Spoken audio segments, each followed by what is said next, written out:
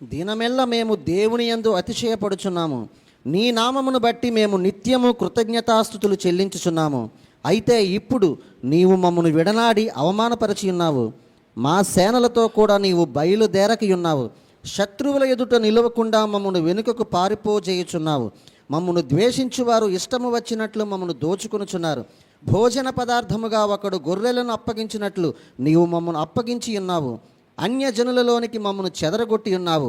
అధికమైన వెల చెప్పక ధనప్రాప్తి లేకయే నీవే నీ ప్రజలను అమ్మి ఉన్నావు. మా పొరుగువారి దృష్టికి నీవు మమ్మను నిందాస్పదముగా చేసి ఉన్నావు. మా చుట్టూనున్న వారి దృష్టికి అపహాస్యాస్పదముగాను ఎగతాళికి కారణముగాను మమ్మను ఉంచి ఉన్నావు. దేవుడు ఈ వాక్యములలో నుంచి మనతో మాట్లాడునుగాక. మీరు తలలు పైకెత్తి నా వైపు చూస్తే ఒక విషయం జ్ఞాపకం చేస్తాను. మనము ధ్యానిస్తున్న వాక్య భాగాలు మన వాగ్దాన సంబంధమైన సందేశాలు.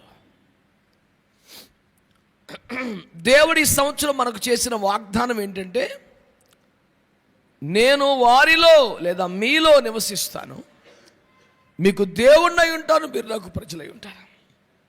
నేను మీకు తండ్రినై ఉంటాను, మీరు నాకు కుమారులు కుమార్తెలై ఉంటారు అనేది ప్రభు మనకు చేసిన వాగ్దానం. దాన్ని ధ్యానిస్తున్న క్రమంలో దేవుడు నివసించే ఆలయాలు ఎలా ఉంటాయి, ఎలా ఉండాలి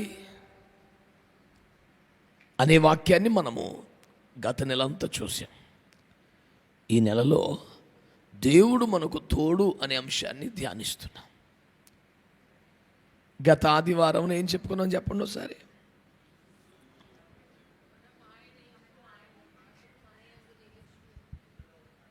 మీరందరూ గత ఆదివారం రాలేదా? మరి ఎందుకు మౌనంగా ఉన్నారు? అదొక మెయింటెనెన్సా, స్టైలా? ఒకవేళ అదే నిజమైతే దాని పేరు దరిద్రం అంటారు. అది వదిలించుకోండి. ప్రభువుకు ఒక మంచి స్తోత్రం చెప్పండి. మీ సొంత స్టైలు ఆ మెయింటెనెన్స్లన్నీ వదిలేస్తేనే బాగుపడేది. అన్నీ మార్చుకోండి. అర్థమైందా? సంపూర్ణంగా మారిపోవాలి. నేను విగ్రహారాధన మానేశానండి, వ్యభిచారం మానేశానండి, దొంగతనం మానేశానండి, తాగుడు మానేశానండి, కొంచెం పోజు మట్టుకు ఉందండి. మరి అది మట్టుకు ఎందుకు? పిచ్చి పనులు ఎందుకు? చక్కగా లోబడాలా, సమ్మతి గల మనసు కలిగి ఉండాలా, వెంబడించడం రావాలా, లోబట్టడం రావాలా, క్రమంలోకి రావాలా. అటైతేనే బాగుపడేది. ఐగుప్తును వదిలేసాం కానీ అడవిలో కూర్చుంటామంటే వాగ్దానం దేశం ఎంత వస్తుంది? సాగిపోండే అనలేదు ఇంకా. దేవునికి స్తోత్రం కలుగునుగాక. బిడ్డలారా, దేవుని వాక్యాన్ని మీరు జాగ్రత్తగా ఆలకిస్తే, దేవుడే కనుక మనకు తోడై ఉంటే ఎట్లుంటుంది లైఫ్? అసలు ఆ దీవెన, అభిషేకం, ఆశీర్వాదం, మజా అనేది గత ఆదివారం మనం ధ్యానం చేసాం. ఈ పూట దేవుడు వదిలేస్తే, దేవుడు తోడుగా ఉండి ఎట్లుంటుందో అని చూసాం కదా. ఈ పూట దేవుడు వదిలేస్తే ఎట్లుంటుందో మిమ్మల్ని హెచ్చరించాలని పరిశుద్ధాత్మ దేవుడు గత రాత్రి నన్ను సిద్ధపరిచాడు. వాగ్దానములు పట్టుకొని మురిసిపోస్తున్న సమస్తమైన క్రైస్తవ ప్రజలారా,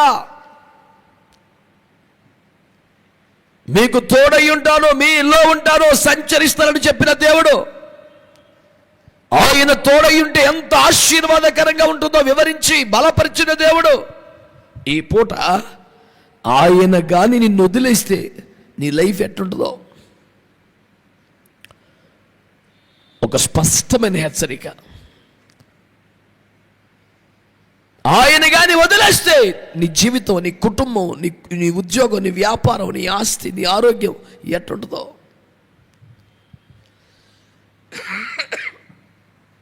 కొన్ని సంగతులు దేవుని వాక్యం ద్వారా హెచ్చరిక చేయాలని పరిశుద్ధాత్ముడు ఈ రీతిగా నన్ను సిద్ధపరిచాడు. ఆయన వదిలేస్తే లైఫ్ ఎట్లుంటుందో ఇంతకన్నా అద్భుతంగా ఇంకెవరు వివరించలేరేమో. కౌరవ కుమారులు చక్కగా రాశారు ఈ మాట. వాళ్ళు ఏమని ఎక్స్ప్లెయిన్ చేస్తున్నారంటే, అయ్యా నీ కార్యాలను బట్టి మేము ఆనందించే వాళ్ళం, నీ కృపలో సంతోషించే వాళ్ళం, నీ బలిపీఠను బట్టి స్తుతించే వాళ్ళం, మంచి పాటలు పాడితే ఆరాధన చేస్తా, కృతజ్ఞతలు చెల్లిస్తా, భలే భలే ఉండేది మాకు. అయితే సడన్గా నువ్వు మమ్మల్ని వదిలేసావు. సడన్గా నీవు మమ్మల్ని వదిలేసావు. ఆ వదిలేసిన అనుభవాలు ఎలాగున్నాయి చూడండి. నీవే మమ్మల్ని నీ ఎంత అతిశయించే మమ్మల్ని, నిశ్శబ్దించి మమ్మల్ని, ఇప్పుడు నీవే మమ్మల్ని విడనాడి. చెప్పండి, దేవుడు వదిలేస్తే ఫస్ట్ వచ్చేది ఏంటంట?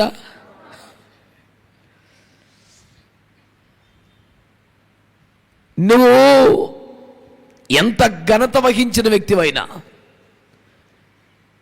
ఎంత హైయెస్ట్ పొజిషన్లో నీవు ఉన్నా, దేవుడి గారు నిన్ను వదిలేస్తే నీ జీవితంలో అవమానాలు ప్రవేశిస్తాయట. చూడండి అక్కడ ఏమంటున్నాడు, మాతో కూడా నువ్వు బయలుదేరకై ఉన్నావు, అందుచేత శత్రువులు ఎదుట నిలవకుండా మమ్మను వెనుకకు పారిపోయేచున్నావు. ఇక స్టార్ట్ అయింది కదా డౌన్ఫాల్. మేము ఏ పని మీద వెళ్ళినా, ఏ పోరాటానికి వెళ్ళా, ఏ యుద్ధానికి వెళ్ళా, ఏ సమస్యలో వెళ్ళినా నువ్వు మాకు తోడుగా వచ్చేవాడు, మాకు సేనాధిపతిగా ముందు వెళ్ళేవాడు, మా పక్షం యుద్ధం చేసేవాడు, పోక్కారములు పడగొట్టుగానే నువ్వు ముందు వెళ్ళి మెట్టలు చదువు చేసి, లోయలు పూడ్చి, మార్గం సరళం చేసి మాకు ముందుగా నీ ఉండి కార్యాలన్నీ చేసేవాడివి. ఇప్పుడు అసలు మా చావుకు మమ్మల్ని వదిలేసావా అన్నట్లు నువ్వు మాతో బయలుదేరటం మానేసావా. అలవాటైపోయిన ప్రార్థన చేసుకుని బయలుదేరాం. అలవాటైపోయిన డైలాగ్, నీ కృపలేస్తే మేము ఏం చేయగలం ప్రభా, నువ్వు మాతో రావాలి ప్రభా, ఇలాంటివి అనుకునే బయలుదేరావు. కానీ ఎందుకు నువ్వు మాతో రావటం మానేసావు? నువ్వు ఎప్పుడైతే మాతో రావటం మానేసావో మా శత్రువులు ఎదుట మేము నిలబడలేకపోతున్నా. ఇంతకాలం మనకు అపోజిషన్కి ఎవరు నిలబడ్డం అందే పై చేయి, ఎక్కడ తగ్గలా, ఎక్కడ ఓడిపోలా. సింహమైన, ఎలుగుబండిన, గొలియాత్ అయిన ధైర్యంగా ఎదురుకి వెళ్ళిపోయాం. అదే స్పీడు, అదే ఉత్సాహం, అదే అలవాట్లో మళ్ళీ వెళ్ళిపోతున్నాం. కానీ వెళ్ళిపోతే ఏమైంది ఈసారి? శత్రువులు ఎదుట పెద్ద పెద్ద సమస్యల్ని, పెద్ద పెద్ద యుద్ధాలు గెలిచేసిన మనకి చిన్న చిన్న పోరాటాలు, చిన్న చిన్న కష్టాలు కూడా నిలబడలేకపోతున్నాం, ఎదుర్కోలేకపోతున్నాం. వెనక్కి పారిపోవలసిన పరిస్థితి, ఒక భయంకరమైన అవమానం. దానికి కారణం ఏంటి అంటే చెప్తున్నాడు, నువ్వు మమ్మల్ని వదిలేసావుగా, నువ్వు మాతో రావట్లేదుగా. కనుక 100% సక్సెస్ రేట్ కలిగిన వారైనా, మీ కుటుంబాల్లో, మీ ఉద్యోగాల్లో, మీ వ్యాపారాల్లో, మీ చదువుల్లో, మీరు చేస్తున్న పనిపాటుల్లో సూపర్ సక్సెస్ కలిగిన వారైనా సరే, దేవుడు గాని నిన్ను ఏదైనా కారణంతో విడిచిపెడితే ఇక నీ జీవితంలో పారిపోవటం, ఓడిపోవటం, అవమానం ఇవన్నీ స్టార్ట్ అవుతాయి. ఒకప్పుడు ఎంత దర్జాగా ఉండేది లైఫ్, ఎలాగైపోయింది ఏంటి అని బాగా వీళ్ళు పరిశీలన చేసుకుంటే వీరికి సమస్య దొరికింది. అన్ని రకాల స్కానింగ్లు చేస్తే జబ్బు బయటపడింది అన్నమాట. ఏంటా జబ్బు అంటే, నీవు మాతో కూడా రావడం మానేసావు, నువ్వు మమ్మల్ని బొత్తిగా విడనడేసావు. ఇప్పుడు దాకా మేము సక్సెస్ అవుతున్నాం, మేము కష్టపడుతున్నాం, మా తెలివితేటలు ఉన్నాయి ఇలా అనుకున్నాం. కానీ నీవు తోడుగా రావటం వల్ల నేను ఇప్పుడు అర్థమవుతుంది. ఎందుకంటే అదే కృషి, అదే కష్టం, అదే శ్రద్ధ ఇప్పటికీ ఉంది, కానీ ఇప్పుడు సక్సెస్ లేదు. కారణం నువ్వు తోడుగా రావటం మానేసావు.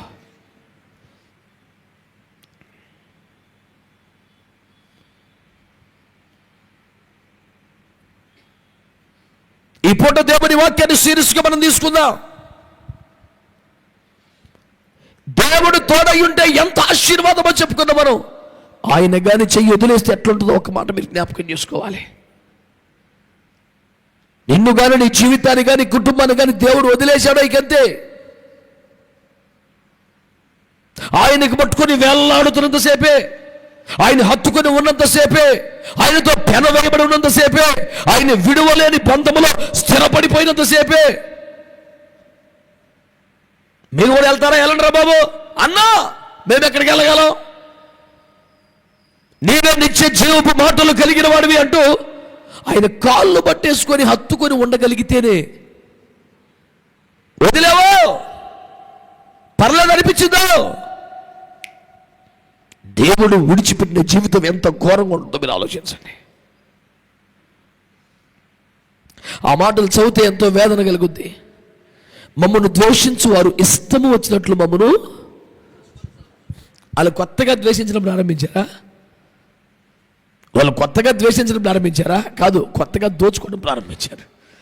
మన మీద ద్వేషం, మన మీద కోపం, మన మీద అసూయ, మనం అంటే కంటకం ఎప్పటి నుంచో ఉంది. ఓ నిన్నటి దాకా ప్రేమించి ఓవర్ నైట్లో శత్రువులు అయిపోలేదు, వాళ్ళు ఫస్ట్ నుంచి వాళ్ళంతే. కానీ వాళ్ళు మనల్ని దోచుకోలేకుండా మన పక్కన ప్రభు నిలబడి ఉండేవాడు. దూసిన ఖడ్గము చేత పట్టుకుని యెహోవా దూత మన పక్షంగా ఉంటే ఎవడొస్తాడు? ఎవడు నిలబడతాడు? ఆ మాట యెహోషువ అన్నప్పుడు నాకు భలే మంచిగా అనిపిస్తుంది. దూసిన ఖడ్గము చేత పట్టుకున్నటువంటి యెహోవా దూత కనబడితే నువ్వు మా పక్షమా వాళ్ళ పక్షమా? కొంచెం కన్ఫ్యూజన్ ఉంది అంటే అంటాడు నేను యెహోవా పక్షం అన్నాడు. అమ్మ నాయన, అయితే నువ్వు యెహోవా పక్షం అయితే నీకు దొరుకుతుంది సపోర్టు. నేను నీ పక్షం అంటే కొంచెం చెలరైపోవచ్చు, మనం ఎలాగొన్నా పర్లేదు. నేను నీ పక్షం కాదు, ఆడు పక్షం కాదు, నీ యెహోవా పక్షం అంటే ఎవడు యెహోవా పక్షంగా ఉంటే ఆడికి దొరుకుతుంది సపోర్టు. ఎందుకంటే మానవ జీవితంలో కొన్ని మనము జయించలేని పరిస్థితి ఎదురవుతున్నాయి. నిజానికి సిగ్గుపడాలి కానీ దాంట్లో అతిశయపడతారు. మొన్న ఒక పాస్టర్ గారు అతిశయంగా చెప్పాడు, ఎంతైనా మనం ఇశ్రాయేల్ని కదండి పోదదే. అది ఎంత కాన్ఫిడెంట్గా, ఎంత అతిశయంగా, ఎంత సరదాగా నవ్వుతా తుల్లుతా చెప్పాడు తెలుసా? ఏంటది? తిండి. నేను బాధగా చెబుతున్నాను. ఏమిటని? దేవుడే మీకు ముందు నడిచిన, మేఘమై అగ్ని స్తంభమై నీతో నడిచిన, నీ కొరకు ఆకాశములు తెరిచిన, నీ వెనక దప్పెక్కించుటకు బండగా నడిచి వస్తున్నా, తన రెక్కల మీద మోస్తున్నా, ఇంత మహిమ నిన్ను ఆవరించి ఉన్నా ఐగుప్తులో తిన్న చేపల పులుసు మర్చిపోలేకపోతున్నావే. ఆయన మహిమ, ఆయన మేఘం, ఆయన అగ్ని, వెంబడిస్తున్న బండ ఏది నిన్ను, ఈ తిండిని, లోకాన్ని మరిపించలేకపోతున్నాయా అని మాట్లాడుతుంటే ఆయన చాలా చిద్దులా ఇశ్రాయేల్లో కదండి అంతే. నాకు అసహ్యం వేసేసింది ఆ మనిషి మీద. తాము సిగ్గుపడవలసిన విషయములను అతిశయిస్తున్న వాడివి నువ్వు ఒక సేవకుడివా? అతిశయించువాడు ప్రభువునందే, అది కూడా అతిశయించకూడదు కానీ అతిశయింపవలసింది వచ్చింది అనే ఒక కన్విక్షన్తో, అణుచుకోలేని ఆనందంతో ప్రభువుని కనపరచడానికి మాత్రమే. అలాంటిది ఇశ్రాయేలులం కదండి, మనకి ఎన్ని అద్భుతాలు జరిగినా, ఎంత మహిమ వచ్చినా, రోజు మన్నా కురిచినా, చేపల పూరేలు ఉండాలి మనకి, లేదా అవ్వదో.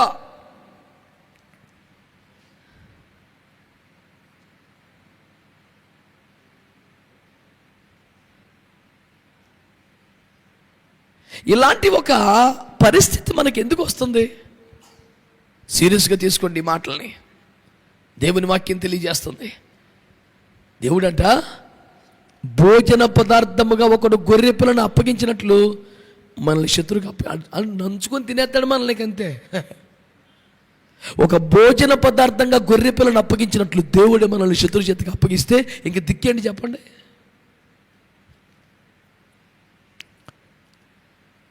ఇశ్రాయేలు ప్రజలకు ఇలాంటి పనిష్మెంట్స్ వచ్చాయి.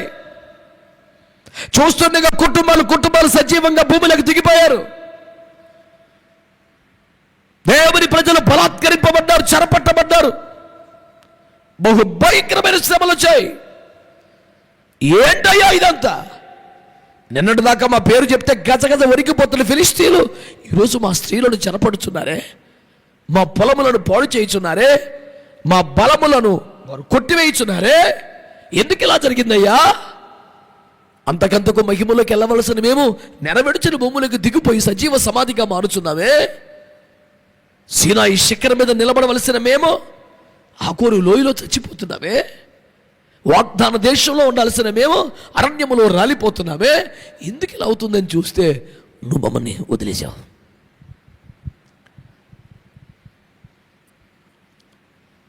బిడ్డలారా, ఇలాంటి స్థితిగతులు మనకు రాకూడదని ప్రేమ గల దేవుడు హెచ్చరిక చేస్తున్నాడు. దేవుడు వదిలిపెడితే అదో గతి. కనుక దేవుడు నిన్ను వదిలేస్తే అనే ప్రశ్నే నువ్వు వదలేనంత భయంకరమైంది, భరించలేనంత చేదైన వాస్తవాలతో ఉన్నది.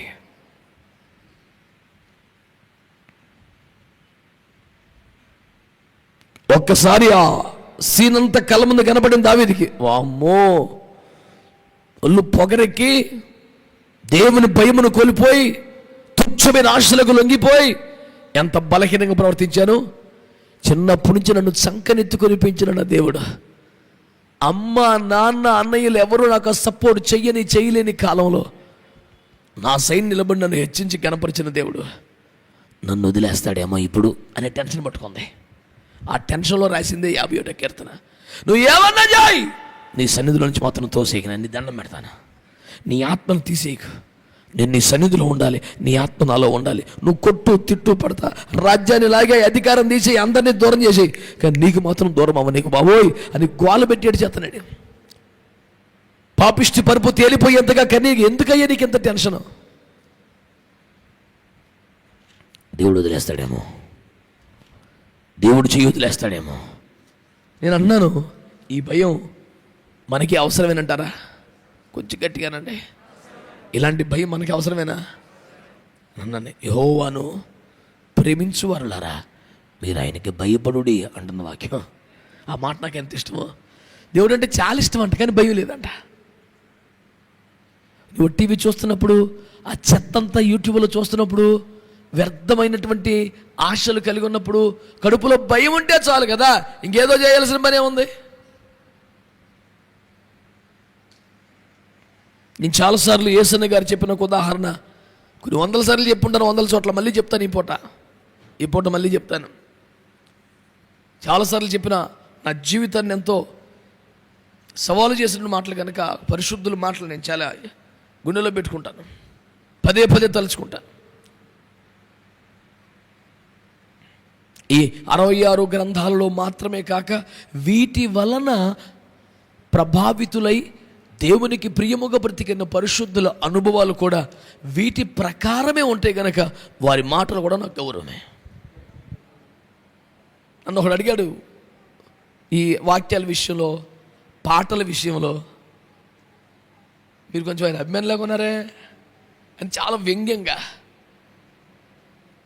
అంటే ఇప్పుడు ఆడి వ్యంగ్యం అని ఎట్టకారం అర్థం అవ్వాలంత అమాయకున్నా నేనేమన్నా? నిజమేనండి, కానీ నీలాగా లూసిఫర్ అయితే అభిమానించట్లేదన్నా.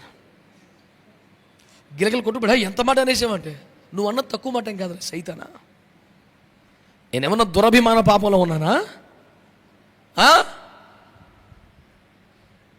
నా హృదయంలో యేసు తప్ప ఇంకెవరు లేరు రారు. కానీ యేసులో హత్తుకొని ఉండడానికి చాలామంది పరిశుద్ధులు కారణమయ్యారు. నేను వారిని మర్చిపోలేను. నేను ఎంతగా ప్రభువులో నిలబడటానికి ఒక దైవజనుడు కన్నీరు కారణమైంది, ఒక దైవజనుడు హస్తనిక్షేపణ కారణమైంది, ఒక దైవజనుడు హెచ్చరిక కారణమైంది. నేను వాళ్ళు మర్చిపోలేనయ్యా.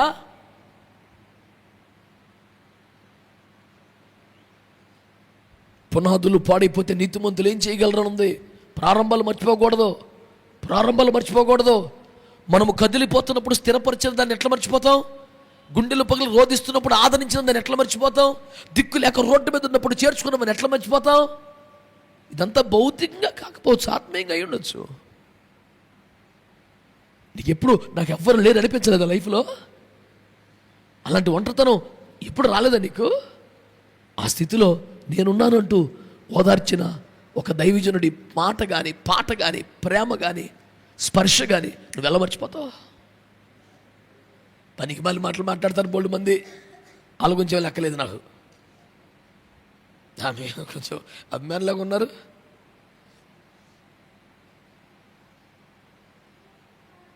వీడికిలాగా లూసిఫర్ గానే ఫాలో అవుతున్నాను, సినిమా యాక్టర్ వెనకాల తిరుగుతున్నాను. నేను 5,000 ఇస్తే నేను అప్లికేషన్ నింపి నేను లైన్లో నుంచున్నా ఇంటికిలాగా. సత్తాన అవసరమైతే అడవిలో పడి ఆకలిస్తే కాగితం పట్టుకొని తిరగని ఇంటికిలా ఏసు రక్తం వేయించి మాట్లాడేటప్పుడు కొంచెం మనం చూసుకోవాలి ఒకసారి ముఖం అద్దంలో. ఓయ్ దేవునికి స్తోత్రం చెప్పండి. హల్లెలూయా హల్లెలూయా. తల్లి పీత అంట పిల్ల పీతను ఎక్కిరుతుందంట. వంకరగా నడుస్తున్నావే, హే తిరగనాడు అంటే ఇంకా తిన్నగానాడు. నడిచి అలిసిపోయి, అమ్మ నువ్వు చూపించమన్నా చిరాకు వచ్చేస్తుందంటే, ఇది చూపిస్తే పిల్ల పీత పక్కన విషయం నీలాగే నడిచాను అన్నట్టు. మనం ఎంత అండగా నడుస్తున్నాం. యేసన్ గారు 40లలో 50ల మధ్య బలంగా వాడబడుతున్న టైంలో గొప్ప దైవజనుడు పిలిచి, ఏసనా పెద్దవాడిని ఎందుకు చెప్తాను వినా, పెళ్లి చేసుకో. పెద్దవాడిని చెప్తాను నేను, పెళ్లి చేసుకో అంటే, అయ్యో లేదయ్యా నేను ఇట్లా సమర్పించుకున్నాను, ఇలాగే ఉండిపోతానయ్యా అని అన్నారంట. పెద్దవాడిని చెప్తాను నేను, శోధన రాకుండా ఉంటుందే అన్నారంట. అంటే ఈయన చాలా అమాయకంగా అనిపించే మహాజ్ఞాని కదా, దేవునికి స్తోత్రం. ఈయన అన్నాడంట, అయ్యా మరి మీకు పెళ్ళయింది కదండి. అవును, అందుకే చెప్తున్నాను నీకు, మీకు ఎప్పుడు శోధన రాలేదండి. అదే మరి వచ్చింది అంటే ఇప్పుడు ఏమర్థమైందంటే, పెళ్ళి చేసుకున్నా పెళ్ళి చేసుకోకపోయినా శోధన కామనే, ఒంట్లో దేవుడి భయం ఉంటే కట్టకుండా లేకపోతాం. అబ్బా కొట్టిసేవారా బాబు, ఇంక మరి అంతే. దేవుని అభిషక్తుడికి ఎక్స్ట్రాగా 4 రాళ్ళు ఉంటాయి కానీ ఒక రాయి చాలు, ఏసు రక్తం వేయు. ఊరకి వేసుకున్నాం అంతే, కొడితే మళ్ళీ తొలి దెబ్బకే ఏసు రక్తం వేచి. హల్లెలూయా. వీడికి యుద్ధాభ్యాసము లేదు, ఆయుధములు తెలియదు, కానీ ఒక్క రాయి చాలు, ఒక్క రాయి చాలు. అందుకే నేనేమన్నానంటే, ఆ భయం తగ్గకుండా, దేవుడంటే ప్రేమే, ఫోటోకు ముద్దులు ఎత్తేస్తాం, అది తర్వాత 1000 రూపాయలు సందా వేసేస్తాం. అబ్బే కోట్లు వేస్తున్న అజ్ఞాత భక్తులు అక్కడక్కడ కలరు. దేవునికి భయపడాలి. ఇప్పుడు దేవుని భయం లేకుండా దొంగతనం చేసి అందులో 20% ఇచ్చేస్తే, 20% ఎందుకు ఇచ్చాము? దేవుడు అంటే చాలా ప్రేమ సార్, దొంగతనం ఎందుకు చేసావు? దేవుడు అంటే భయం లేదు సార్. కాటలో సెట్ అయింది ఇది. దేవుని ప్రేమించు వాళ్ళారా మీరందరూ, ఆయనకు భయపడండి. ఆ భయం తగ్గిపోతే సార్ ఇలాగ ఉంటుంది. ఓ డైలాగ్ చెప్తాను, రాసుకో పేపర్లో. దేవుని భయం వెళ్ళిపోతే దేవుడిచ్చిన భాగ్యాలన్నీ వెళ్ళిపోతాయి. ఈ సకల భాగ్యాల భయాన్ని అంటిపెట్టుకుని ఉంటాయి, అది కదిలితే కదులుతుంటాయి. నీ ఇష్టం. మరి చర్చిలో వీర విధేయత కనపరిచింది, మామూలే అంతే, సింపుల్గా మామూలుగానే పోతాయి అన్నీ. అప్పుడు నెత్తినోరు బాదుకొని, నువ్వు మమ్మల్ని బొత్తిగా విడనాడి ఉన్నావు కదా, మాతో బయలుదేరి రావటం లేదు కదా, మేము ఒంటరిగానే యుద్ధాలకు వెళ్తున్నాం కదా, ఓడిపోయి తనులు తిని వస్తున్నాం కదా, మా శత్రువులు ఎదురు మమ్మల్ని పారిపోజేసి ఉన్నావు. ఒకడు భోజనం మనకు గొర్రె పిల్లను అప్పగించినట్లు మమ్మల్ని అడిగి అప్పగించేవాడు సపరించేస్తాడు మమ్మల్ని.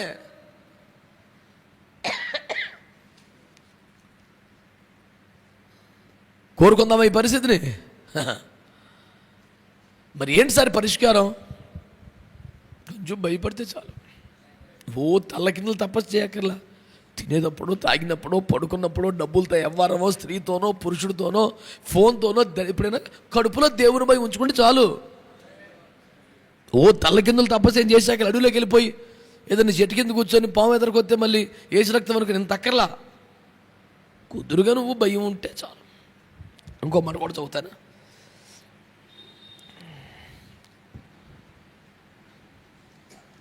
అధికమైన వెల చెప్పక ధనప్రాప్తి లేకయే నీవే నీ ప్రజలను. నాకు ఈ డైలాగ్ భలే సరదా అనిపిస్తుంది. పోనీ అమ్మితే అమ్మేసావు, గట్టిగా 10 రూపాయలు కూడా మరీ చీపుగా అమ్మేసావు. అమ్మితే అంటే ఒక వేస్ట్ సరుకులాగా అమ్మేసామండి. మేము బంగారం అని ఫీల్ అవుతున్నాం, మమ్మల్ని స్క్రాప్లో కట్టేసావు. పాత బంగారం రేట్ ఎక్కువ నా ఫీలింగ్ ఉంది, నన్నేమో తుక్కులో పెట్టి అమ్మేసావు. స్క్రాప్.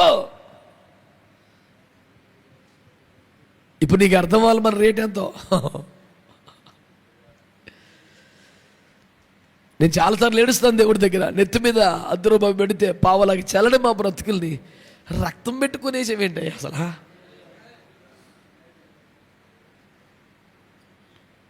నేను ఒకసారి నాకు వ్యాపారంలో లోకలను తెలివితేటలు లేక ఏదో వస్తువు కొనేస్తుంటాను. కొన్న చాలా మంచి, దానికి అంతెందుకు పెట్టేసావన్నా, దానికి అంత వాల్యూ లేదు అసలు, ఎందుకు ఎక్స్ట్రా పెట్టేసావు అని కొంచెం నన్ను గద్దిస్తారు. అప్పుడు నాకు లోపల అనిపిస్తుంది, నిజమే కొంచెం ఆలోచిస్తే బాగుంది, ఎక్స్ట్రా పెట్టేశారంటవా, 1,00,000 రూపాయలు పోయిందంటవా, అన్ని చిన్న బాధ కలుగుద్ది. మళ్ళీ 5 నిమిషాల్లోనే పోన్లే నాకు అంత వాల్యూ పెట్టాడు కేసు, అంతకన్నా దండకం కాదులే ఏసు రక్తం వేచి. హల్లెలూయా, హల్లెలూయా. అనవసరంగా రేటు పెట్టాను, అనవసరంగా రేటు పెట్టాను. నేను ఎక్కువ ఫీల్ అయితే వేసుకోకుండా ఎప్పుడైనా ఫీల్ అయితే ఎందుకు వచ్చిందిలే నాయన. అట్లా ఫీల్ అవ్వడం కరెక్ట్ అని మీకు చెప్పట్లేదు, అట్లా సరిపెట్టుకుంటాను ఇక. మీకు ఇదంతా ఎందుకు చెప్తున్నానంటే మనల గురించి మనం చాలా గొప్పగా ఫీల్ అవుతున్నాం, ఘనంగా ఫీల్ అవుతున్నాం, కానీ తుక్కున మెచ్చినట్టు అమ్మేతలాడంట ఒకసారి. తీసుకెళ్ళరా ఈ చెత్త అంతా నాకు వద్దు, కానీ ఆడి మీద ఎంత కృప కుమ్మరించినా, ఎంత అభిషేకాన్ని పంపినా, ఎంత ఉపదేశం అండెత్తి మీద పోసినా, ఎన్ని మర్మాలు బయలుపరిచినా ఆడి క్వాలిటీ పెరగట్లా. మన మాసపత్రిక ఉన్నప్పుడు కవిత రాశాను, గుర్తుందో లేదో మీకు.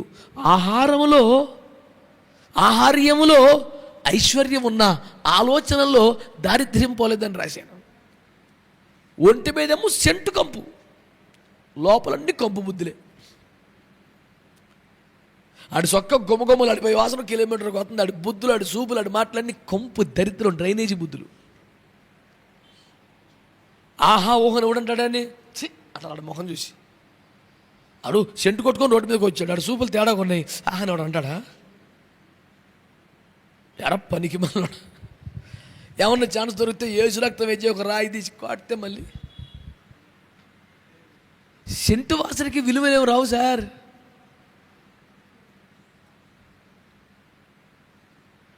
కళ్ళు మూసుకుపోయిన ఎవడన్నా వాసన కళ్ళు తెరిచి చూసి ఇంత పనికి మనోడా అసహించుకుంటారు, అంతకనే ఉంటుంది. నీ మాట బాగోపోతే, చూపు బాగోపోతే, క్యారెక్టర్ తేడపోతే ఈ సెంటు ఎక్కడ పనికి వస్తుంది? అంచేత నిన్ను గురించి నువ్వు ఎంత గొప్పగా ఫీల్ అవుతున్నావో కానీ ఈ గొప్పంతా ఆయన తోడుగా ఉన్నందుకు వచ్చింది. వదిలేస్తే స్క్రాపే, ఏముండదు పెద్ద రేటు.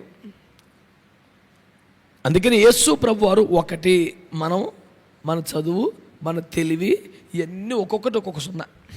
చదువు ఒక సున్నా, అందం ఒక సున్నా, ఇవన్నీ సూపరే. ఒకటి ఉంటే సిరాకు వచ్చి ఒకటి వెళ్ళిపోయింది అనుకో, అమ్మమ్మమ్మ ఎన్ని సున్నాలైనా సున్నాలే, సున్నాలే సున్నాలు, ఏముండదు. ఈ ఒకటి ఉంటే నీ చదువు, నీ అందం, నీ తెలివి, నీ ఉద్యోగం, ప్రతిదీ ఘనతగా ఉంటుంది. ఆయన ఒక్కడే ఇది వేస్ట్ అని తప్పుకున్నాడు అనుకో, నిన్ను నాశనం చేసేయాలి, చంపేయాలంటే ఆయన పరలోకం గురించి సకలాస్తాలు పంపక్కర్లా, ఆయన వెళ్ళిపోతే చాలు. వీడు రెడీగా ఉంటాడు ఆడేసుకోవడానికి మనతో. మన చుట్టూ కంచె ఉండబట్టి, రక్తపు కోట ఉండబట్టి, దూతల పరిచర్య ఉండబట్టి, దేవుడే దూసిన గంటతో పక్కన నిలబడబట్టి, ఆడికి ఇన్ని శక్తులు, ఇంత బ్యాచ్ ఉన్నా కసికసిగా సూత్రాలు తప్ప దగ్గరికి వస్తలేదాడు. ఆడి దమ్మెంత గుమ్మాలోకి వచ్చి అంత లోపలికి వస్తలేదు ఆడికి. యెహోవా కట్టిన ఇంట్లో వాడు గుమ్మములో నిలబడి వాదిస్తాడంట. మీ దేవుడు అంత మంచోడా, అంత పెద్ద గొప్పడా, అంత ప్రేమడా, నీకేం చేశాడు? వాగటమే ఆడి పోర్షను. ఆడు ఆర్గ్యుమెంట్తో కన్విన్స్ అయితే లోపలికి వచ్చేస్తాడు. నీ దేవుడు నిన్ను ప్రేమిస్తే మరి ఎంత ఇలాగే ఉంది, నిజమే నాకు అలాగే అనిపిస్తున్నాను అనుకో, ఆడు బయట నుంచి మాట్లాడ్డాక లోపలికి వచ్చి కుర్చీ చేసుకొని కూర్చొని మాట్లాడతాడు చక్కగా. ఆడు ఏది వాగినా పాతల రక్తం వేయించాయి అని దుష్టుని తలంపులు, దుష్టుని ఆలోచనలు నువ్వు ఖండించి గద్దించి వాని గెంటెత్తే సేఫ్గా ఉంటావు ఇంట్లో హాయిగా. నీ ఇల్లు చిన్న పరలోకంలాగా ఉంటుంది. ఏ ఫ్రస్ట్రేషన్లోనో, ఏ కోపంలోనో, ఏ నిరుస్పృహలోనో, ఏదో బాధలోనే నిజమే నాకు అలాగే అనిపిస్తుంది అప్పుడప్పుడు. అవునరా నువ్వు వచ్చి కూర్చేసి మాట్లాడప్పుడు బండ మీద సర్పము జాడ, బండ మీదకి ఎలాగొచ్చేసింది, బయట ఉండాలి కదా, కేకేశాడు. వాడి థాట్స్ని ఎంటర్టైన్ చేస్తున్నాడు, వాడి తలంపులు యాక్సెప్ట్ చేస్తున్నాడు. నిజమే మరి ఒక్కోసారి అనకూడదు కానీ నాకు ఎలాగ అనిపిస్తుంది. గుమ్మలో ఉన్నవాడిని లోపలికి రాణిస్తున్నావా? లోక సామెత చెప్పనా, పెంట మీద ఇంటి మీద తెచ్చుకోకూడదు. అర్థమైన ఆమె దాని స్థానం అది. ఆ థాట్, ఆ ఆలోచన, ఆ వ్యతిరేక భావన, దేవ విరోధమైనటువంటి తలంపులు, ఆజ్ఞలకు విరుద్ధంగా పోరాడే సిస్టమ్, ఇదంతా కూడా మీరు చావనే చావరు, మీకు తెలివితే అట్లా వస్తాయి. ఇదంతా బయటిది. నిశ్చయముగా తింటే చచ్చిపోతావు, ఇది దేవుని మాట. ఇదే మనకు ప్రియంగా ఉండాలి. అది ఇక్కడ దాకా వచ్చిందో దరిద్రం అయిపోయినట్టే. అర్థమైన స్తోత్రం చెప్పండి. ఒక్కటే నేను మీకు చెప్పదలుచుకున్న పాయింట్ ఏంటది? ఆయన వదిలేస్తే ఇంతే సంగతులు. ఆయన కానీ విడనాడితే, చేయి విడిచిపెడితే, కాదనుకుంటే, వద్దనుకుంటే, వెళ్ళిపోతే, నీతో పాటు, నీ కుటుంబంతో పాటు, నీ పిల్లలు చదువులకు వెళ్తున్నప్పుడు, నువ్వు ఉద్యోగానికి వెళ్తున్నప్పుడు, వ్యాపారానికి వెళ్తున్నప్పుడు, కొన్ని నిర్ణయాలు తీసుకున్నప్పుడు, కొన్ని డీలింగ్స్ చేస్తున్నప్పుడు నీతో ప్రభు నిలబడకపోతే సావని ఆడ సావాడిని అని వదిలేసి వెళ్ళిపోతే శత్రువంట పెరుగన్నంలో నిమ్మకాయ మొక్క నంచుకున్నట్టు నంచేసుకుంటాడంట. ఏసు రక్తం ఇచ్చి గొర్రె పిల్లను ఒకడు ఏమీ లేకుండా ఇచ్చేసినట్టు మమ్మల్ని ఇచ్చేసావుగా భోజనానికి. నువ్వు శత్రువుకి ఆహారం అయిపోతావా? శత్రువు చేతికి దొరికిపోతావా? పగవారి పండ్లకు అమిరిపోతావా? జాగ్రత్త, నీకు ఆ పరిస్థితి రాకూడదంటే దేవుడు నిన్ను విడవకూడదు. దేవుడు నిన్ను విడవకూడదు. ఆమేనండి. హల్లెలూయా. ఈరోజు దేవుని వాక్యం నీతో మాట్లాడుతున్న ఒకే ఒక ముఖ్యమైన మాట, ఆయన గాని వదిలేస్తే ఇక అంతే సంగతులు. ఇంతవరకు బయట ఉండిపోయినటువంటి శాపం, దరిద్రం, తెగులు, ఓటమి, అవమానం మొత్తం నీ కొంపలోకి బతుకులోకి వచ్చేస్తాయి. యెరూషలేము చుట్టూ పర్వతములు ఉన్నట్లు ఇది మొదలుకొని యెహోవా ఆయన యందు భయభక్తులు గల వారి చుట్టూ ఉంటాడు అని ఉంది. యెరూషలేము చుట్టూ ఎలాగ పర్వతాలు పెట్టని కోటలాగా ఉన్నాయో దేవుడు మన చుట్టూ అలా నిలబడతాడంట. మనం కొంచెం తేడాగా ఉన్నప్పుడు సర్లే అని వెళ్ళిపోతాడు. వెళ్ళిపోతే ఏమవుతుంది? కోట కూడా పోయిందిగా, సంరక్షణ పోయిందిగా, కాపుదల పోయిందిగా. వ్యాధులు వస్తాయి, శాపం వస్తుంది, తెగులు వస్తుంది, నష్టం వస్తుంది, అవమానం వస్తుంది. ఇవన్నీ తేగలిగిన శత్రువు వచ్చి కూర్చుంటాడు. అందుకనే ఒకే టెన్షన్ మన మైండ్లో ఉండాలి. ఈ పని ఎలా చేయాలా, ఈ వ్యాపారం ఎలా చేయాలా, వీడికి ఎలా చెప్పాలా, ఇవన్నీ కాదు. ఆయన్ని పోగొట్టుకోకుండా ఉండాలి, అదొకటి ఉంటే చాలు. ఆయన డీల్ చేస్తాడు కదా.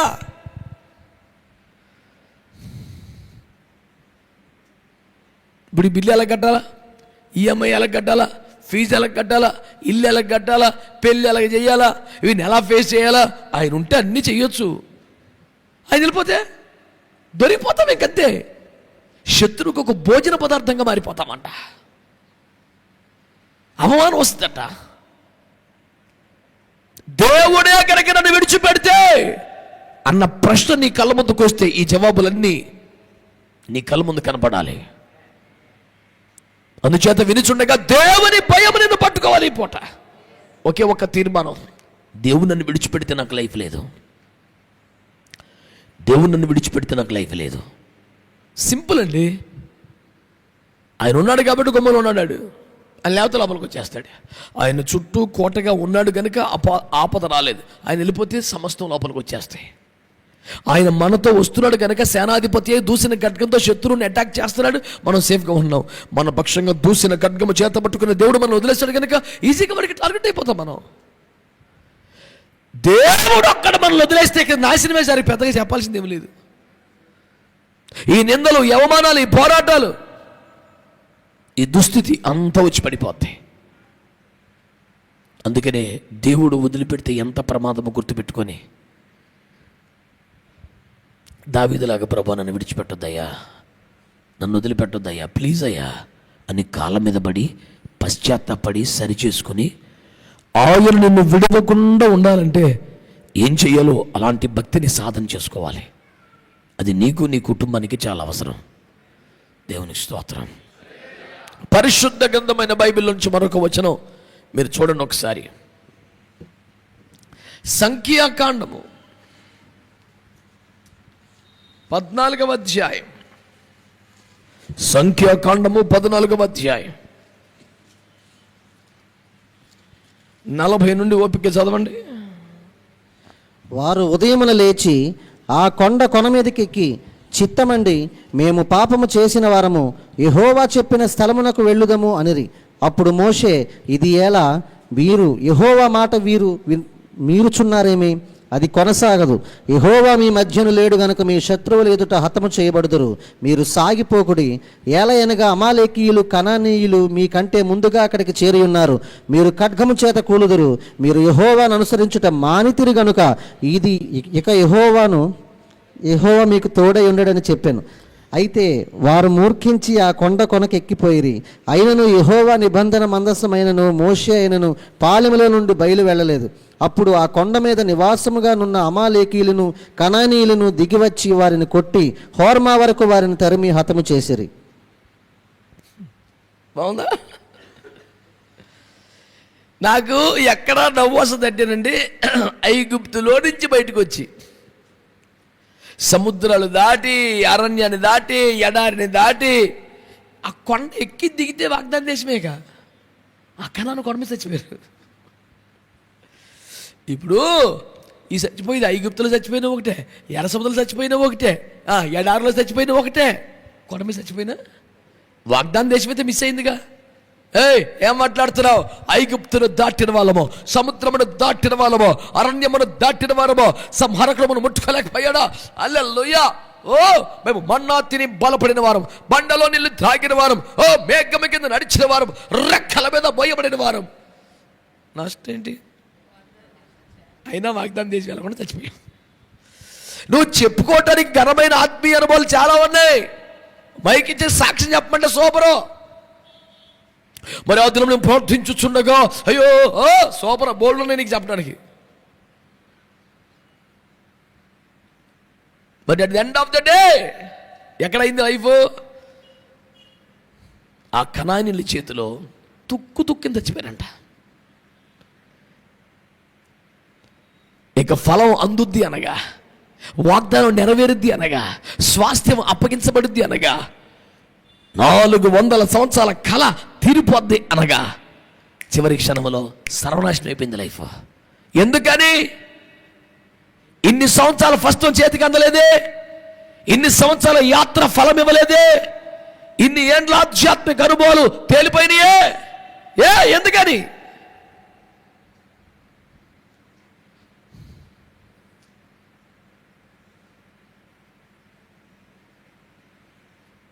రాసేది ఆన్సర్ అక్కడ. యెహోవాయనను ఆయన మందసమైనను మోషేయును వారితో కూడా వెళ్ళలేదు, ఆయనను వారిని మూర్ఖించి కొండ ఎక్కిపోయారే. సంఘబిడ్డలారా, ఆయా చోట్ల ఉండి వింటున్నటువంటి ఆన్లైన్ భక్తులారా, మీ అందరికీ మనవి చేస్తున్నాను, దేవుడు మీతో రాకపోయినా, ఆయన సన్నిధి మీతో లేకపోయినా, మీ తండ్రి, మీ కాపరి, మీ దైవజనుడు రాకపోయినా పర్వాలేదు, మేము ఎద్దరికి వెళ్తామని వెళ్తున్నారు కొంతమంది. మీరు వెళ్ళేది శత్రువు చేతికి దొరికిపోవడానికి సుమా, చాలా డేంజర్.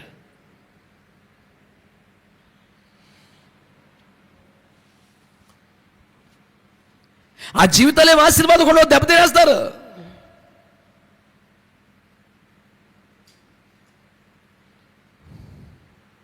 ఉదాహరణకి నీకు 10 రూపాయలు కలిసి వచ్చినాయి, త్వరగా డబ్బులు ఆ లాభాలు రావాలంటే కిరాణా కొట్లో కానీ ఫ్యాన్సీ షాపులో అంత లాభాలు లేవు. బార్షా పెట్టితే డబ్బులు చేతని ఎవడో సలహా ఇచ్చాడు.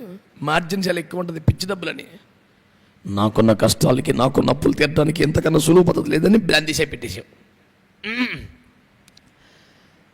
పాస్టర్ గారిని, అయ్యగారు చిన్న బ్రాందీ షాప్ పెట్టుకున్నాను, ప్రార్థన చేసి తండ్రి కుమార పరిశుద్ధాత్మ నామంలో రిబ్బన్ కట్ చేస్తావా అంటే ఆన్నే కట్ చేశాడు పాస్టర్.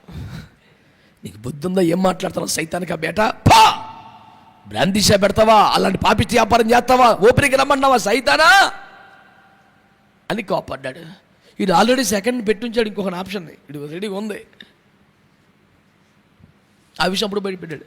ఏదో మర్యాదకి మిమ్మల్ని పిలిచాం అంటే ఫస్ట్ అవకాశం ఇచ్చాడన్నమాట పాస్టర్కి. పాస్టర్ పాపం సద్వినియోగం చేసుకోలేకపోయాడు ఛాన్స్ని. ఇడికి ఇంకోటి ఉన్నాడు రెడీగా, ఆయనకి ఆకేశాడు, రిబ్బన్ కట్ చేయించాడు, కొబ్బరికాయ కొట్టలేదు తప్ప దాదాపు అన్నీ చేశాడు. బాని అన్నీ చేశాడు. వ్యాపారం మంచి 3 పూలు 6 కాయలేదు అంటారుగా, రకరకాలుగా సాగుతుంది. ఆ తర్వాత పరిణామాలు చెప్పడానికి అసహ్యంగా ఉన్నాయి. దావీదు దేవుడు మాట్లాడు, నువ్వు రహస్యంగా ఈ పాపం చేసావు, కానీ పట్టము రాజ్యం అంతా చూస్తుండగా మిద్దెల మీద నీకు ఇదే అవమానం నీ భార్యలకు జరుగుద్ది. వేరొక నీ భార్యను నాశనం చేసావు రహస్యంగా, నీ భార్యలను నీ ఇంటి మిద్దె మీద ఇదే అవమానం జరుగుద్ది, కాచుకున్నాడు దేవుడు. అంతకన్నా అవమానం ఎవరికైనా ఉంటుందండి? ఆ మిద్దె మీదే టెంట్లు వేసి మరి ఆయన భార్యలను పాడు చేసిన నీచమైన కార్యం జరిగింది. ఇంక ఎట్ట బతకాలా? అంతకన్నా అవమానం ప్రపంచంలో ఎవరికైనా ఎప్పటికైనా జరుగుద్దా? దావీదుకి ఎంతగానో తెచ్చాడు దేవుడు. ఎక్కడ ఎవరిడో గొర్రెలు కాసుకుని కూడా నాన్నే ఈడు నా కొడుకు అంతకి ఇష్టపడాలంటోని ఈడు నా తండ్రి అని దేవుడు పరిచయం చేసి అంతగానో తెచ్చాడండి.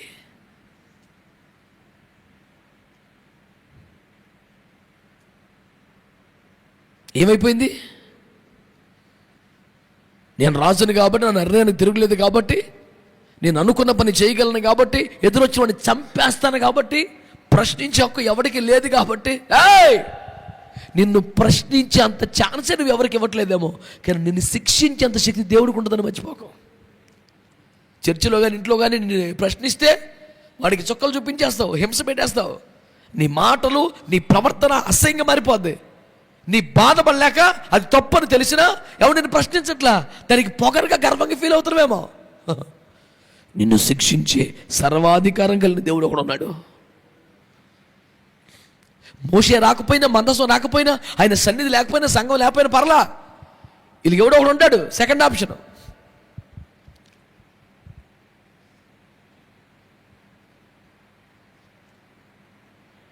నేను సింపుల్గా చెప్తాను. చాలా సంవత్సరాల క్రితం విశాఖపట్నం స్టీల్ ప్లాంట్ సేవకు వచ్చిన కొత్తలో ఒక సహోదరులు, మా అమ్మాయి మెచ్యూర్ అయిందండి, మీరు ఫంక్షన్ కృతజ్ఞత కూడా గ్రాండ్గా చేస్తాం, మీరు రావాలన్నాడు. మనకి ఎందుకులేండి అవన్నీ, వాక్యానుసారమైనవి కాదు కదా. బైబిల్లో ఎక్కడ కూడా ఇట్లాంటి ఫంక్షన్స్ కూడికలు జరిగినట్లుగా లేవు కదా, పాత నిబంధనలు కానీ కొత్త నిబంధనలు కానీ. సామాజికంగా చూస్తే కూడా అది ప్రకటించాల్సినంత ముచ్చటేమి కాదు కదా, అట్లాంటివి మంచిది కాదు.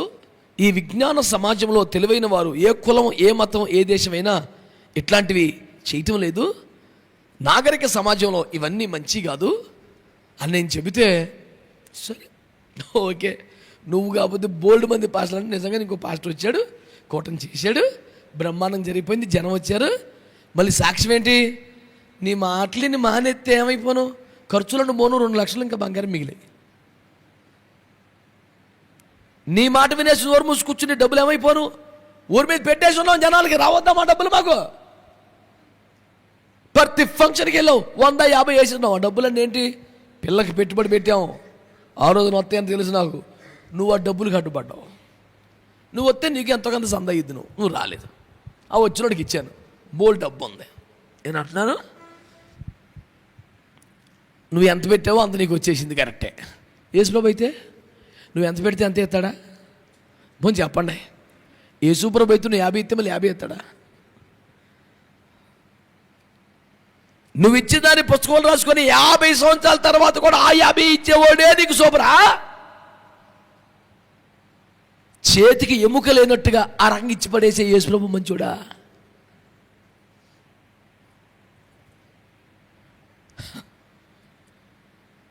మన బిడ్డలు, వారి జీవితాలు ఘనంగా ఉండాలి, భవిష్యత్తు ఆశీర్వాదకరంగా ఉండాలి. మన తెలివే, మన పంతమే, మన మాటే నెగ్గాలనుకుంటే మన బిడ్డలు నెగ్గరు సార్. ఏ బిడ్డల కోసం తిప్పలు పడుతున్నాం, వాళ్ళ బిడ్డల భవిష్యత్తు బాగుండాలి కదా. నిజానికి ఆ ఫంక్షన్ చేసింది బిడ్డ కోసమా? కాదు, ఈయన ప్రెస్టేజ్ అది. ఆ బిడ్డకి ఏం తెలుసు? చిన్నపిల్లది, దానికి ఇవన్నీ దానికి సంబంధం ఏముండాలా? వీళ్ళే ప్రెస్టేజీ. ఈ చివరికి బ్యానర్లు కట్టేసి అదేంటో సాటింపు తలకేలనేవారు. వెలుపటి వారికి తీర్పు తెచ్చుడు నాకేలా, లోపటి వారికే తీర్పు తీర్చాలి కదా. నువ్వు పెట్టిన కూటమి ఏంటి అసలు? దానికి మళ్ళీ వచ్చినోడు కూడా వాక్యాలు చదువుతాడండి నిజంగా, రెఫరెన్స్లు.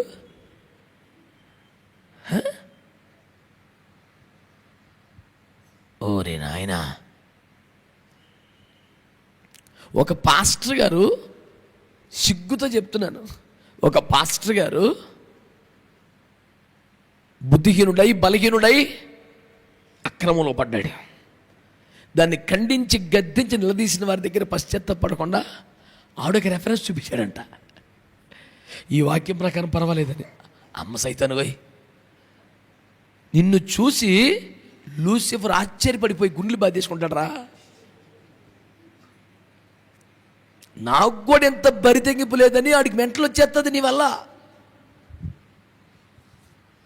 యేసు ఆమె విశ్వాసమునికి ఆశ్చర్యపడి, ఆమె భక్తి అది, నీది లూసిఫరు నీ బరితెంగింపుకు భయపడి వీడు నాకన్నా ఫాస్ట్గా ఉన్నాడు. జాగ్రత్త. మీ కుటుంబంలో కార్యక్రమాలు ఏదైనా జరిగితే దైవజనుడు రానక్కర్లేదు కదా, రావాలనే కోరుకుంటున్నాం, మీరు రావట్లేదు, అందుకనే ఎవరో ఒకరు కేకేసుకున్నాం. అంటే ఎందుకు రాలేదు దైవజనుడు? అది దైవజనుడు పర్సనల్ ఇంట్రెస్టా? నీకు ఒప్పుకోతే నువ్వు ముద్ద అన్నం పెడతావుగా, మర్యాద చేస్తావుగా, వెయ్యో పోయో సన్న పడేస్తావుగా, మెంటలా ఆ 1000 రూపాయలు వదిలేసుకోవడానికి?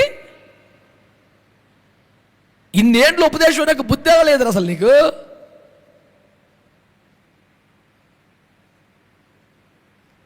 నువ్వు కేకేస్తే వచ్చే పాస్టర్లు ఉంటే, ప్రార్థన చేసే మంచి ఒకరు ఉంటే, దైవజనుడు అక్కర్లా, సంఘం అక్కర్లే, ఏమక్కర్లేదు, నడిపించేతో కదా.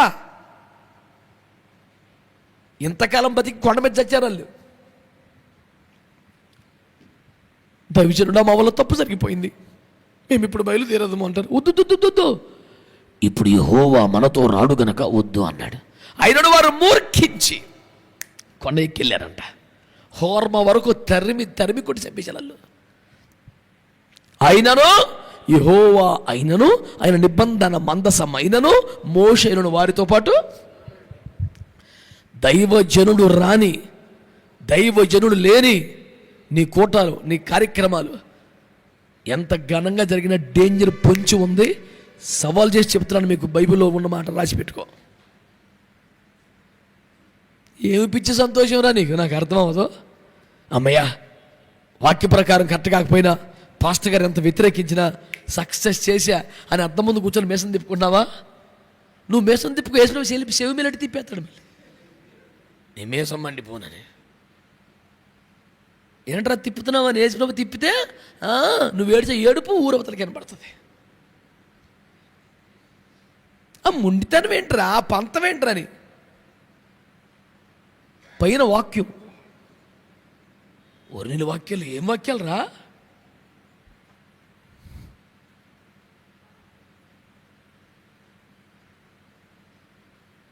మంచి వాక్యం. నీకు ఇష్టము పుట్టించు ప్రాయము రాగా ఏం చేశాడు? మరి అది చెప్పారు సైతానా, మరి అది చెప్పురా వాక్యం. నన్ను చదవమంటావు మొత్తం, సిగ్గుతో చచ్చిపోతావు. బుర్రా బుద్ధి లేని కామెంట్లు, తెలివితేటలు. మంచి నీకు ఇష్టము పుట్టించు ప్రాయము రాగా. నెక్స్ట్ నీకు ఫంక్షన్ చేసి తిని. ఇది బైబిల్లోది, ఇది ఆడిది. ఆ టైటిల్, ఆ బోట్లు చెప్పాలనుకుంటే నాకు అసహ్యంగా ఉంది, దరిద్రమని. ఆ ఒక్కటే కాదు, నీది ఏదైనా నీకు జీవితానికి సంబంధించి, అది ఆర్థికమైన, వ్యాపారమైన, కుటుంబమైన, అది ఏదైనా వద్దు. ఎందుకు అంత పట్టింపు? మేము జనాలకు పెట్టేసి ఉన్నాం, మా డబ్బులు బయట ఉండిపోయినాయి, మా డబ్బులు మాకు రావాలి. వాళ్ళందరూ పోగేసి నీకు ఎంత ఇస్తారా బాబు? ఆయన తలుచుకుంటే ఒక్క క్షణం నేను ఆశ్రయించేస్తాను, నిన్ను కాళ్ళ కాడికి వచ్చేస్తుంది సంపద. ఏదో ఒక క్షణంలో జరిగిపోద్ది అద్భుతం.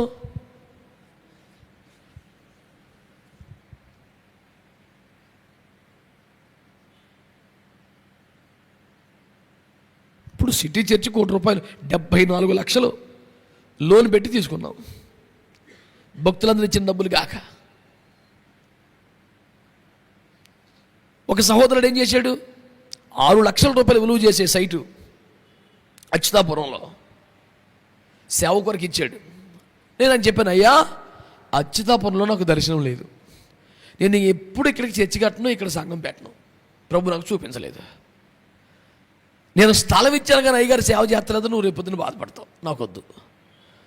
నాకు కాదు కూడదని ఇచ్చావా? దీన్ని అమ్మేసి నా దర్శనం ఎక్కడుందో అక్కడ ఖర్చు పెడతాను తప్ప నేను మటుకు ఉంచుకోను. నేను సేవకనితే ఆయన అమ్మేశాడు అంటావు, రేపొద్దున నేను 100% అమ్మేస్తాను. నేను ఎక్కడ నాకు దర్శనం లేదు, నేను చేయను అని చెప్తే ఆయన చాలా నవ్వి, పాస్టర్ గారు మీరు దేవుని సేవ కొరకు మేము ఇస్తున్నాం, దేవుని సేవ కొరకు మీరు వాడతారు, అసలు ఇవన్నీ మాకు చెప్పాల్సిన అవసరం లేదని చెప్పేసి రిజిస్ట్రేషన్ ఖర్చులు కూడా ఆయన పెట్టుకొని రాసి వెళ్ళిపోయాడు. సంవత్సరం తిరగకుండా 6 లక్షలది 10 లక్షలు అయిపోయింది. దేవుని స్తోత్రం. ఎవరికి స్తోత్రం.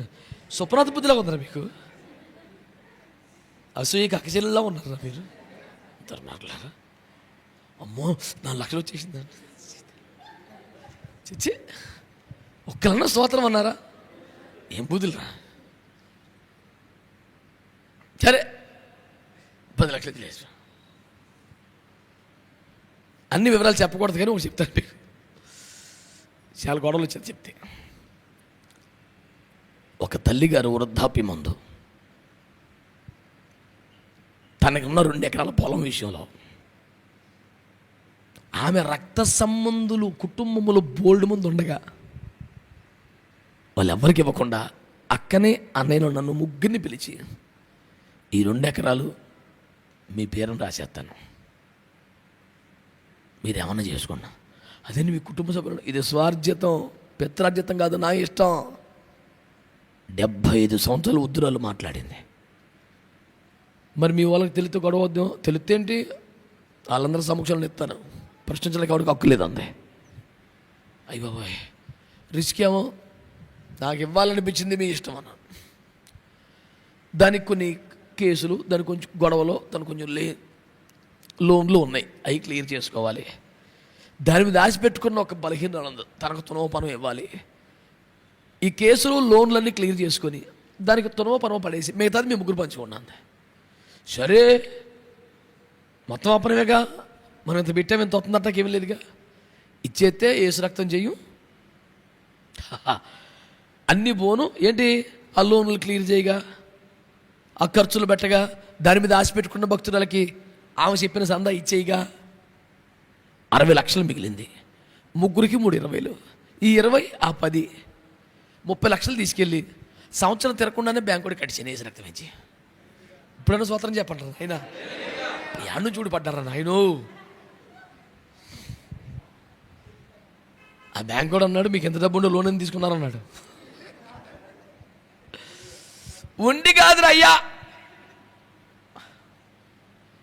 అసలు వచ్చే ఛాన్స్ లేదు. 2 మనకి సంబంధం లేదు, మన పిత్రార్జితం కాదు, మన మొఖానికి అంత ఆస్తి లేదు, జండు భూమి లేదు, అసలు ఎవడుదా గిరగిరగిర దగ్గర వచ్చేసింది 30 లక్షలు. 70 లక్షల 30 లక్షలు పోయింది సంవత్సరం తిరగకుండానే. చెప్పరా, నేను అంటాను, దేవుడితే ఆ చెయ్యాలని ఉంటుంది, ఎంతెంత ఉండదు. చిన్నపిల్లలకు నువ్వు బిస్కెట్ ఎప్పుడైనా నాకు కొంచెం ఇవ్వ అంటే ఆడికి వెళ్తాడు మూల. నీ కొడుక్కి నీ కూతురికి ఒక బిస్కెట్ చిన్నపిల్లలకి నాకు కొంచెం పెట్టమంటే ఆడికి గీలతాడు. నిజంగా ఆశ్చర్యం అవుతుంది, వీడికి ఎలా పుట్టింది బుద్ధి అని. దేవుడు మనం అలాగే ఉంటుంది, ఎప్పుడు గిల్లి గిల్లి గిల్లి మన ఇత్తడికి ప్యానం అప్పదు, ఆయన ఇస్తే బిస్కెట్ ప్యాకెట్ ఇచ్చేస్తాడు. దేవునికి స్తోత్రం కలుగును.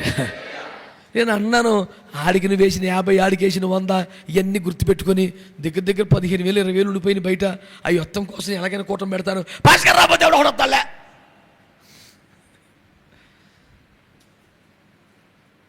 నువ్వు మేము లేకపోయినా నేను చేసుకోగలను నిరూపించుకున్నావు, అంతేగా. నీ పంతం నెగ్గిందా ఇప్పుడు, నీ అహం సాటిస్ఫై అయిందా, నువ్వు హ్యాపీగా ఉన్నావా? పండగ అయిపోలేదు, జాగ్రత్త జాగ్రత్త. దేవుడే నిన్ను వదిలేస్తే, దేవుడే నీతో రాకపోతే ఆ శిఖరం మీద చచ్చిపోతావు. జాగ్రత్త. అక్కడ ఐగుప్తును దాటి, సముద్రాన్ని దాటి, అన్ని దాటి అక్కడ చచ్చిపోతావు. ఏంటి వచ్చి ఇంతకాలం బతికి నువ్వు తిన్నదేంటి మన్నా, నువ్వు తాగిందేంటి బండలో నీళ్ళు, నడిచింది ఎక్కడ మేఘం కింద, చచ్చింది ఎక్కడ కొండ మీద. సూపర్ కొందరా. ఈ పడదానికి అక్కడ చచ్చినా ఒకటే కదా.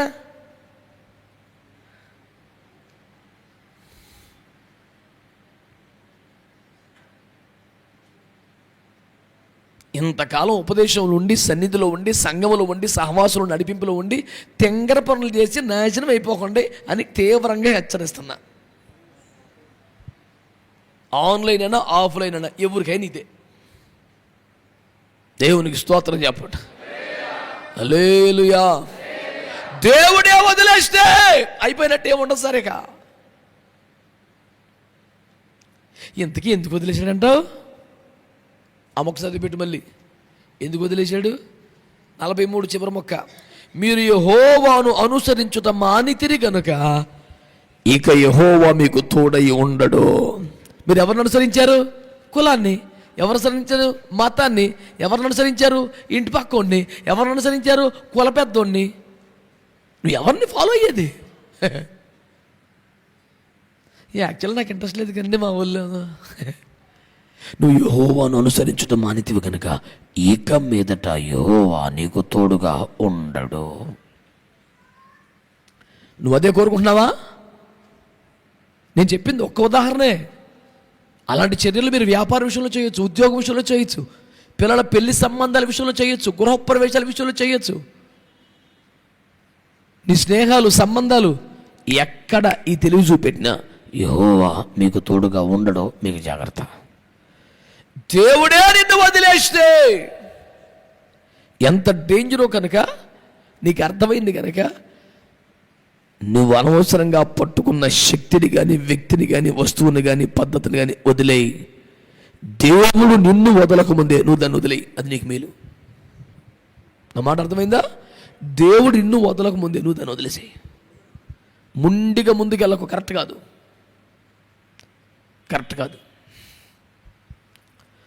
మరొక వచనం చదువుతాను బిడ్డలారా.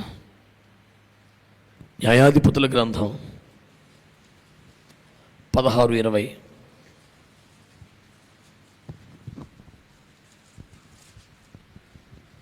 న్యాయాధిపతులు 16:20. ఆమె సంసోను, ఫిలిష్తీయులు నీ మీద పడుచున్నారనగా అతడు నిద్ర మేలుకొని ఎప్పటి ఎట్లు నేను బయలుదేరి విడజిమ్ముదును అనుకొనెను గాని అయితే యెహోవా తనను ఎడబాసనని తనకి తెలియలేదు. నెక్స్ట్ ఏం జరిగింది? అప్పుడు ఫిలిష్తీయులు అతన్ని పట్టుకొని అతని కన్నులను ఓడదీసి కళ్ళు పీకేశారు, ఇత్తడి సంఖ్యల చేత అతన్ని బంధించారు. అతడు బందీ గృహంలో తిరగలిపోయాడు. క్షౌరము చేయబడిన తర్వాత తల వెంట్రుకలు తిరిగి అతని కన్నులు పీకేశారు, అతనికి సంఖ్యలు వేశారు, అతని జైల్లో పెట్టారు, అతన్ని తిరగలు విసిరిస్తున్నారు. మహారాజులో బతికినాడు. ఏంటి సరి దుస్థితి? దేవుడు తనను ఎడబాసాడు. మన సోకు, మన పోజు, మన దర్జ, మన టీవీ, మన అందం ఆయన తోడుగా ఉన్నంతసేపే. దేవుడే నిన్ను వదిలేస్తే నువ్వు శత్రు చేతి అప్పగించబడతావు, అవమానాలు నీకు వచ్చేస్తాయి, వాడికి నువ్వు ఒక భోజన పదార్థంగా మారిపోతావు. జాగ్రత్త. దేవుడే నిన్ను వదిలేస్తే, మురికించి అదరికి వెళ్ళిపోతే కొండ మీద నీకు మరణం, ఉన్నత స్థలముల్లో నాశనం, ఎదిగిన ప్రయోజనం లేని స్థితి. దేవుడే వదిలేస్తే నీ స్వేచ్ఛను కోల్పోతావు, నీ గౌరవాన్ని కోల్పోతావు, నీకు బంధకాలు పడిపోతాయి, నువ్వు బందీ గృహంలోకి వెళ్ళిపోతావు, నువ్వు బానిసగా మారిపోతావు, నీ స్థితి అంతా తలకిందులైపోద్ది. ఇవన్నీ నీకు రాకూడదంటే దేవుడు నిన్ను విడిచిపెట్టకుండా చూసుకోవాలి. దావీదులాగా మోకాల మీద పడతావా? నన్ను విడవద్దు ప్రభువా, విడిచిపెట్టొద్దు ప్రభువా, నన్ను తోసేయద్దు ప్రభువా అని కాళ్ళు పట్టుకుంటావా? నువ్వేం తీర్మానం చేసుకుంటావో, ఏ ప్రార్థన చేసుకుంటావో చేసుకో. నీతో మాట్లాడిన దేవుడు నిన్ను సంధించి తన కార్యం నీలో సంపూర్ణం చేయునుగాక. ప్రార్థన.